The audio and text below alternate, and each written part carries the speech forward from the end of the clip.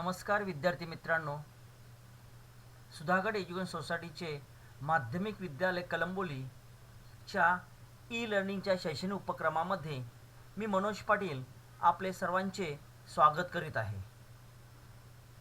विद्यार्थी मित्रांनो, आज आपण इयत्ता 7वी विषय इतिहास, विषय शिक्षक मनोज पाटील आपले पुन्हा या ठिकाणी शैक्षणिक उपक्रमामध्ये हार्दिक स्वागत करीत आहे. विद्यार्थी मित्रांनो, आज आपण 9वा धडा मराठ्यांचा स्वातंत्र्य संग्राम भाग 1 याच्याविषयी सविस्तर माहिती घेणार आहोत. विद्यार्थी मित्रांनो, 3 एप्रिल 1680 मध्ये छत्रपती शिवाजी महाराजांचं रायगड किल्ल्यावर निधन झालं. छत्रपती शिवाजी महाराजांच्या निधनानंतर मराठ्यांनी छत्रपती संभाजी महाराज, छत्रपती राजाराम महाराज आणि महाराणी ताराबाई यांच्या नेतृत्वाखाली स्वराज्य रक्षणासाठी मुघलांशी प्रखर लढा दिला. या 27 वर्षाच्या प्रदीर्घ लढ्याला मराठ्यांचा स्वातंत्र्य संग्राम असं म्हटलं जातं. 1682 मध्ये खुद्द औरंगजेब म्हणजे छत्रपती शिवाजी महाराजांचं 1680 मध्ये निधन झालं आणि निधनानंतर पुन्हा औरंगजेबाला वाटू लागलं की मराठ्यांचं राज्य आपल्याला सहजपणे जिंकता येईल. या दिशेने 1682 मध्ये खुद्द औरंगजेब बादशाह दक्षिणेवर चालून आला. तरी देखील मुघलांबरोबरच्या या संग्रामात अनेक अडचणीवर मात करून मराठी विजयी झालेला आपल्याला दिसून येतात. हा स्वातंत्र्य संग्राम म्हणजेच भारताच्या इतिहासातील एक रोमहर्षक व तेजस्वी कालखंड होय. आपण या पाठामध्ये स्वातंत्र्य संग्रामाचा सविस्तर अभ्यास करणार आहोत. पहिला आपला मुद्दा आहे छत्रपती संभाजी महाराज. या ठिकाणी बघा, छत्रपती संभाजी महाराजांचं चित्र आपल्याला पाहायला मिळतं. जो आपला छत्रपती संभाजी महाराज हे छत्रपती शिवाजी महाराजांचे ज्येष्ठ पुत्र होय, म्हणजे मोठा मुलगा होय. यांचा जन्म 14 मे 1657 रोजी पुरंदर ऐतिहासिक या पुरंदर किल्ल्यावर झाला. शिवाजी महाराजांनंतर ते छत्रपती झाले. त्यावेळी मराठ्यांचा मुघलांशी संघर्ष फार मोठा चालू होता. अशा स्थितीमध्ये औरंगजेब बादशाहचा मुलगा शहाजादा अकबर याने आपल्या पित्याविरुद्ध म्हणजेच अर्थात औरंगजेबाविरुद्ध बंड केले. हे बंड बादशाहने मोडून काढलं. मग अकबर दक्षिणेत संभाजी महाराजांच्या आश्रयाला आला. म्हणजे संभाजी महाराजांकडे तो या ठिकाणी राजपुत्र अकबर या ठिकाणी संभाजी महाराजांच्या आश्रयाला आला. त्याचे पारिपत्य करण्यासाठीच बादशाह स्वतः 1682 मध्ये दक्षिणेत चालून आला.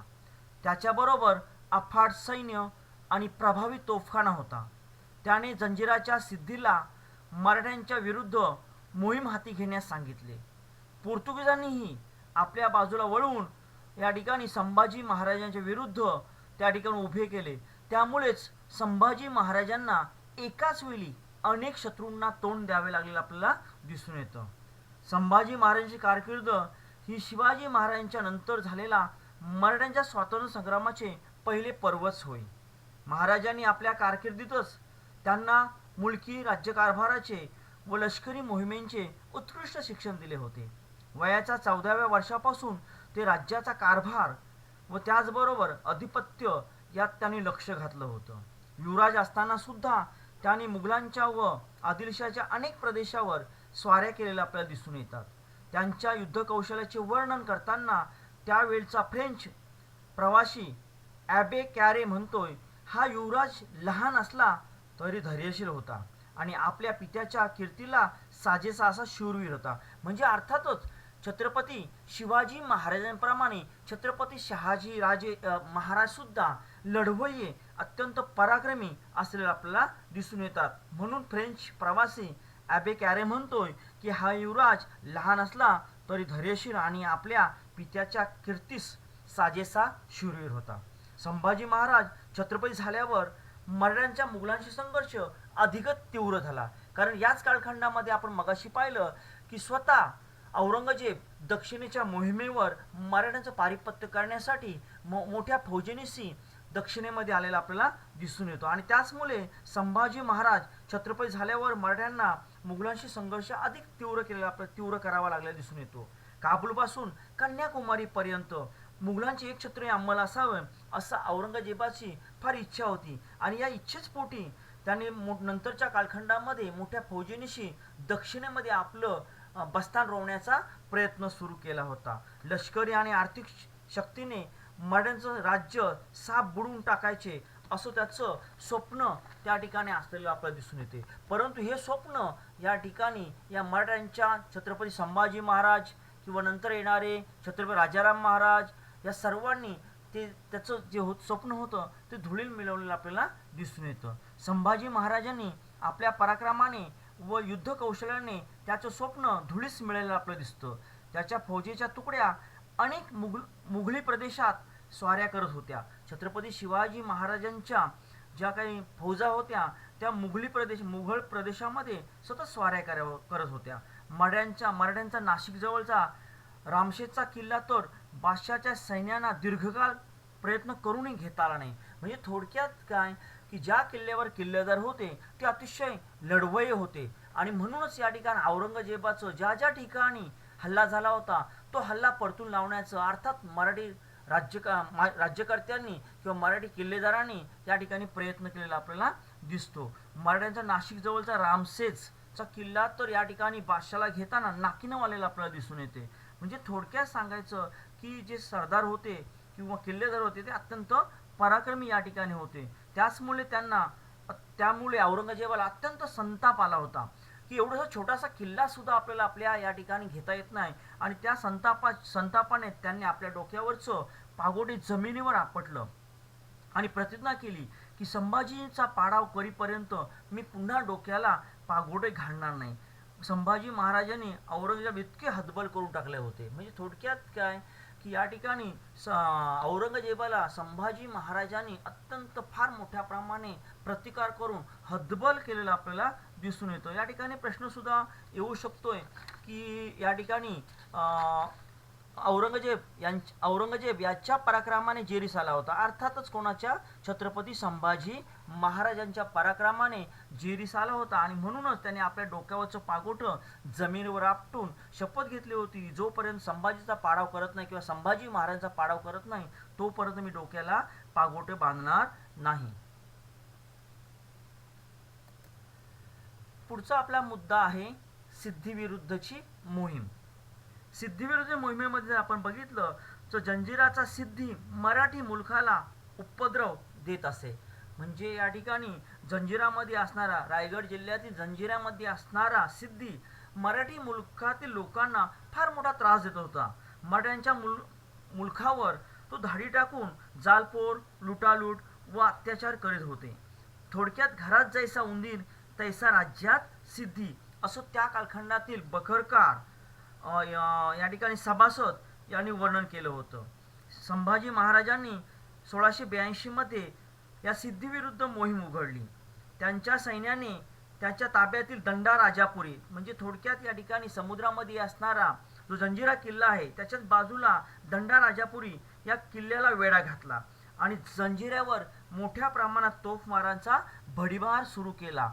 परंतु त्याच वेळी दुर्दैव आढळलं की मुघलांचे सैन्य स्वराज्यावर चालून आल्याची खबर संभाजी महाराजांना मिळाली आणि त्याचमुळे शेवटी संभाजी महाराजांना जंजिराची मोहीम अर्धवट सोडून संभाजी महाराजांना या ठिकाणी स्वराज्यामध्ये माघारे फिरावे लागलेले दिसून येतं. इथं सुद्धा प्रश्न या ठिकाणी पडू शकतोय की संभाजी महाराजांना जंजिराची मोहीम अर्धवट सोडून माघारी का फिरावं लागलं. तर या ठिकाणी आपल्याला सांगता येईल की या ठिकाणी मुघलांचे सैन्य स्वराज्यावर चालून आले होते. त्यामुळे छत्रपती संभाजी महाराजांना जंजिराची मोहीम अर्धवट सोडून या ठिकाणी माघारे फिरावे लागले होते. पुढचा आपला मुद्दा आहे पोर्तुगीजांविरुद्धची मोहीम. पोर्तुगाविरुद्धची मोहीम. गोव्याच्या पोर्तुगीजांनी संभाजी महाराजांच्या विरुद्ध बादशाहशी म्हणजेच अर्थात औरंगजेबाशी हातमिळवणी केली. त्यामुळेच त्यांनी पोर्तुगीजांना धडा शिकवण्यासाठी संभाजी महाराजांनी ठरवले इसवी सन 1683 मध्ये पोर्तुगीजांच्या रेवदंडा बंदरावर हल्ला केला. प्रत्युत्तर म्हणून पोर्तुगीजांनी गोव्याच्या सीमेवर असणाऱ्या मराठ्यांच्या फोंडा नावाच्या किल्ल्याला वेढा घातला. मराठ्यांनी हा वेढा मोडून काढून सरळ गोव्यावर चढाई केली. या लढाईत येसाजी कंक यांनी फार मोठा पराक्रम केलेला आपल्याला दिसून येतो. यात पोर्तुगीज गव्हर्नर घायल झाला, त्याला माघार घ्यावी लागली. संभाजी महाराजांनी त्याचा पाठलाग सुरू केला. पोर्तुगीज मोठ्या संकटात सापडलं होतं. त्याचवेळी मुघलांनी दक्षिण कोकणातील आक्रमण केल्याची बातमी संभाजी महाराजांना मिळाली आणि त्यामुळेच हाताशी आलेला गोव्याचा विजय सोडून मुघलांचा प्रतिकार करण्यासाठी संभाजी महाराजांना या ठिकाणी स्वराज्यामध्ये यावं लागलेलं दिसून येतं. म्हणजे इथं सुद्धा बघा की हाती गोवा येणार होता आणि त्याच वेळी या ठिकाणी मुघलांनी मोठ्या प्रमाणात स्वराज्यावर आक्रमण केल्याची खबर संभाजी महाराजांना लागली आणि या ठिकाणी त्यांना माघारी फिरावं लागलेलं आपल्याला दिसून येतं. इथं सुद्धा एक प्रश्न पडू शकतोय की संभाजी महाराजांनी पोर्तुगीजांना धडा शिकवण्यास का ठरवलं? तर गोव्याचे पोर्तुगीज संभाजी महाराजांच्या विरुद्ध बादशाहाची हातमिळवणी केली होती आणि त्याचमुळे पोर्तुगीजांना धडा शिकवण्यासाठी संभाजी महाराजांनी पोर्तुगीजांना धडा शिकवण्याचं ठरवलेलं आपल्याला दिसून येतं. पुढचा आपला मुद्दा आहे आदिलशाही व कुतुबशाहीचा शेवट. औरंगजेबाला मराठ्यांच्या विरुद्ध मोहिमेत यश येत नव्हतं, त्यामुळेच त्यांनी ही मोहीम स्थगित केली. त्यानंतर त्यांनी आपला मोर्चा आदिलशाही व कुतुबशाही या राज्याकडे वळवला. औरंगजेबाने ती दोन्ही राज्य आपल्या सामर्थ्याच्या जोरावर जिंकून घेतली. या दोन्ही राज्यांची संपत्ती आणि लष्कर मोठ्या प्रमाणात हाती लागल्यामुळं औरंगजेबाची स्थिती अधिक मजबूत झाली होती. त्यानंतर मराठ्यांचा पाडाव करण्यासाठी आपली सर्व शक्ती औरंगजेबाने लावलेली आपल्याला दिसते. त्यांच्या प्रदेशावर चोहोबाजूंनी हल्ले चढवले. मुघल सेनेचा प्रतिकार करताना मराठ्यांचा सेनापती हंबीरराव मोहिते मारला गेला. त्यामुळेच संभाजी महाराजांची लष्करी बाजू आपल्याला या ठिकाणी कमकुवत झालेली आपल्याला दिसून येते. याच्यावर सुद्धा विद्यार्थी मित्रांनो एक प्रश्न पडू शकतोय की औरंगजेबाने आपला मोर्चा आदिलशाही व कुतुबशाही यांच्या राज्याकडे का वळवला? तर या ठिकाणी औरंगजेबाला मराठ्यांच्या विरुद्धची मोहिमेत यश येत नव्हतं, त्यामुळेच त्यांनी आपली ही मोहीम स्थगित ठेवून आपला मोर्चा आदिलशाही आणि कुतुबशाही या साम्राज्याकडे वळविलेला आपल्याला दिसून येतो. आपला पुढचा मुद्दा आहे संभाजी महाराजांची मुलकी कारभार. आता संभाजी महाराजांनी युद्धाच्या या धामधुमीमध्ये आपला मुलकी राज्यकारभाराकडे दुर्लक्ष केलेलं आपल्याला दिसून येत नाही. त्यांनी शिवरायांच्या काळातील चोख न्याय आणि महसूल व्यवस्था तशीच पुढे ठेवली होती. स्वराज्याविरुद्ध बंडखोरी करणाऱ्यांना तसेच सामान्य प्रजेला त्रास देणाऱ्यांना वतनदारांना त्यांनी कठोर शासन केलेलं आपल्याला दिसून येतं. महाराणी येसूबाईंना राज्यकारभाराचे अधिकार दिले होते, त्यांना स्वतःचा शिक्का करून दिला होता. शिवाजी राजांचे प्रजाहितदक्ष धोरण त्यांनी आपल्या कारकिर्दीमध्ये पुढे संभाजी महाराजांनी ठेवलेलं आपल्याला दिसून येतं. संभाजी महाराजांना संस्कृतसह अनेक भाषा अवगत होत्या. त्यांनी ग्रंथलेखनही केले आहे. राजनीतीपर प्राचीन भारतातील ग्रंथाचे अवलोकनही करून त्यांनी त्याचा सार त्याने बुधभूषण नावाच्या ग्रंथामध्ये केलेला आपल्याला दिसून येतो. म्हणजे थोडक्यात संभाजी महाराजांना संस्कृत भाषेसह अनेक भाषा अवगत होत्या. एवढंच नाही तर त्यांनी या ठिकाणी धामधुमीच्या काळामध्ये सुद्धा बुधभूषण नावाचा ग्रंथ लिहिलेला आपल्याला दिसून येतो. या धड्यातील पहिल्या भागाचा शेवटचा मुद्दा, या धड्यातील आपला मराठ्यांचा स्वातंत्र्य संग्राम आहे त्यातला भाग 1 आपण पाहतोय. त्यातला शेवटचा मुद्दा संभाजी महाराजांचा मृत्यू. औरंगजेब संभाजी महाराजांना नमवण्यासाठी प्रयत्नाचा पराकाष्ठ या ठिकाणी करत होता. त्याने मुकर्रब खान याची नेमणूक कोल्हापूर प्रांतावर केली होती. महाराज कोकणातील संगमेश्वर येथे आल्याची बातमी मुकर्रब खानला कळली. तेव्हा त्याने छापा घालून संभाजी महाराजांना पकडलं. बादशाह पुढे नेण्यात आल्यावर त्यांच्या पुढे ते अतिशय बाणेदारपणे संभाजी महाराज वागले. मग बादशाहच्या हुकमाने 11 मार्च 1689 रोजी अत्यंत अमानुषपणे संभाजी महाराजांना ठार करण्यात आले. मराठ्यांचा हा छत्रपती स्वाभिमान न सोडता अत्यंत धीरोदत्तपणे मृत्यूला सामोरे गेला. त्याच्या बलिदानापासून प्रेरणा घेऊन मराठ्यांनी मुघलांविरुद्ध नंतरच्या कालखंडामध्ये अनेक संघर्ष या ठिकाणी केलेले दिसून येतात आणि हे संघर्ष नुसते नाहीत, अत्यंत तीव्र स्वरूपाचे संघर्ष केलेले आपल्याला दिसून येतात. विद्यार्थी मित्रांनो, ह्या धड्याचा जो आपला 9वा धडा आहे मराठ्यांचा स्वातंत्र्य संग्राम, यातला पहिला भाग या ठिकाणी आपण थांबत आहोत.